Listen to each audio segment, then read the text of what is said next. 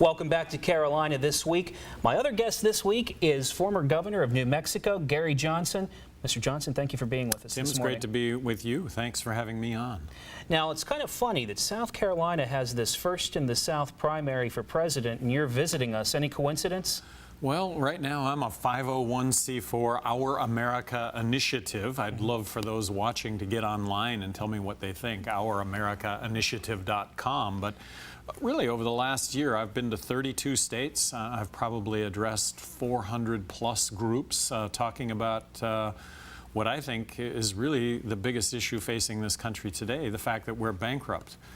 Calling for a balanced budget tomorrow, believing that if we continue to spend more money than what we take in, that is the biggest threat to our national security, that's the biggest threat to our way of life. What do you think lawmakers in Washington and the president should be doing right now? Well, talking about balancing the budget and starting out by talking about Medicaid, Medicare, Social Security, and defense.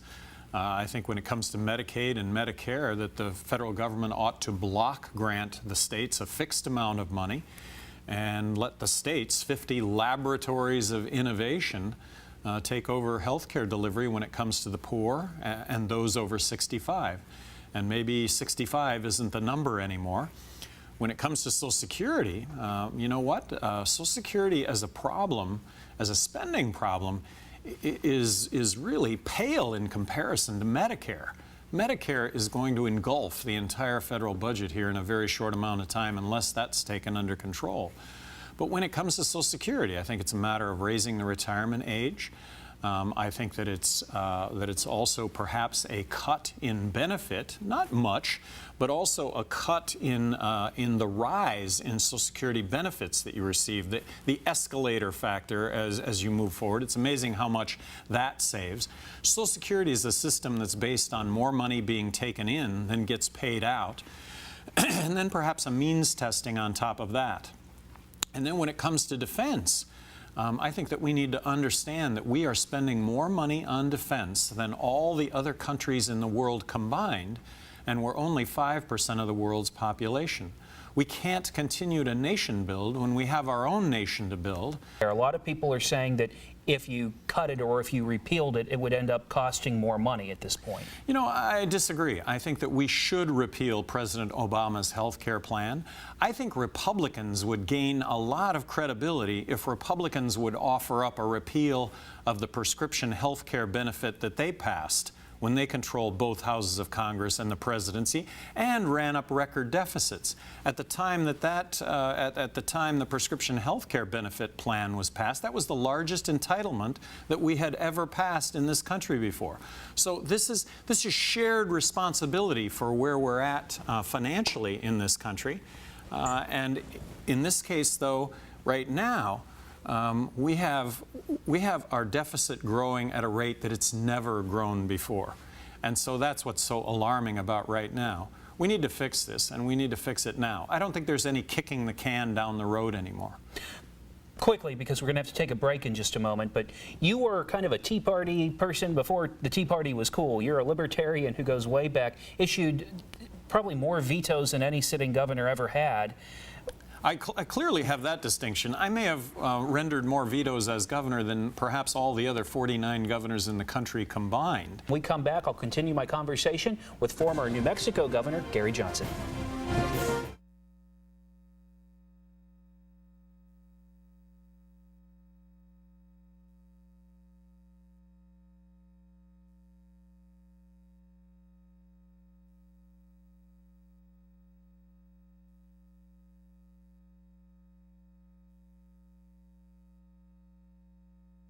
Welcome back to Carolina This Week. Former New Mexico Governor Gary Johnson. Safe to say he might be considering a run for president in 2012, though he won't tell me officially. I won't say that, but but I can say that maybe. Let me ask you a little bit about the states and about South Carolina in particular. And I'm going to throw this example. I want to throw this example to every candidate who comes through. There's not an interstate that connects Myrtle Beach to the interstate system, to I-95 or any place else. That surprises a lot of people who visit here. How should we go, and there's a big push to get Interstate 73 built here. There are already plans for the road, but there's not funding secured. How should South Carolina get that money to get an interstate built? You know, first of all, interstates, highways, it's a function of gas taxes being paid, and on the basis of those gas taxes, we build roads. Really, it's a great form of taxation. I wouldn't be able to comment specifically on why South Carolina doesn't have those funds available, but certainly South Carolina has funds that are available from the federal government that could be used to do that. Now, I just want to pose this to you, which is that South Carolina could do a situation where they would design, build, finance, and guarantee a highway by bonding future federal funds. That is a method by which this could be done. I want to talk to you about legalization of marijuana, which is something that in the past, at least, you've advocated. Tell me why, and if you still do. Well, absolutely. And by legalized marijuana, we should control it, regulate it, tax it. It's never going to be legal to smoke pot, become impaired, get behind the wheel of a car, or do harm to others.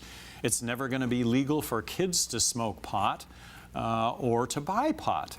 And under which scenario is it going to be easier for kids to buy pot? A scenario that exists today where the person that sells pot, by the way, also sells harder drugs, or a situation where they have to produce an ID to buy pot. I think you could make a case that it would be harder if you had to produce an ID.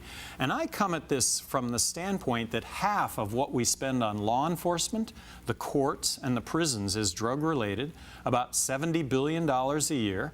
And what we're getting for that, Tim, is we're arresting 1.8 million people a year in this country. I always point out that's the population of New Mexico that gets arrested every single year. And we now have 2.3 million people behind bars in this country. The majority of them are there because they've sold small amounts of drugs and been caught. I think there are now 30 million Americans who've been subject to the criminal justice system because of our drug laws that, but for our drug laws, would probably otherwise be tax-paying, law-abiding citizens. When there was prohibition of alcohol, didn't the mob gain prominence and make a whole lot of money, and weren't disputes played out with guns rather than in the courts? I think that if we could draw that same analogy today to drugs, we would recognize that, yes, there's a problem with drugs, but that 90% of the drug problem is really prohibition-related, not use-related. And that's not to discount the problems with use and abuse. But when it comes to my own children, should they use drugs? I hope that they don't. I hope they don't smoke marijuana. But if they do, I want that to be a problem that I, as a family, get to deal with, as opposed to the government and potentially my kids going to prison. And my kids are not criminal. They are anything but criminal. They're terrific kids that statistically are going to smoke pot at some point in their lives. Would the same go for cocaine, heroin? The only thing I'm advocating is the legalization of marijuana. When it comes to all the other drugs, I advocate harm reduction strategies, the things I think we really care about. Reducing death, disease, crime, corruption. In a nutshell, it's looking at the drug problem first as a health issue rather than a criminal justice issue. Former New Mexico Governor Gary Johnson, thanks for taking the time to come visit Tim, us today. thank you. I guess maybe we won't see him here campaigning sometime in the future. Thanks a lot, Thank Mr. you. Johnson. Thank you. That's going to do it for Carolina this week. We hope to see you back here next week.